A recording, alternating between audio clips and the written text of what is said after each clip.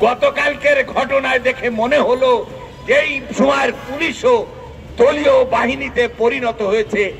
একজন ছাত্রীর চুলের মুঠি ধরে হড়হড় করে টেনে নিয়ে আসছে। আরে ভাই, ওই ছাত্রীরা তো তার অধিকারের কথা বলার জন্য রাজপথে নেমেছে। রাজপথে নামা তার সাংবিধানিক অধিকার। যে ইউনূস সাহেব যদি মনে করেন যে মব সৃষ্টি করে উনি ক্ষমতায় টিকে থাকবেন, এটি বাংলাদেশের মাটিতে সম্ভব নয়। ওনারা যে বয়ান দিচ্ছেন সেই বয়ানে যে কোনো ভিত্তি নেই, ইতিমধ্যে সেটি প্রমাণিত হয়ে গেছে।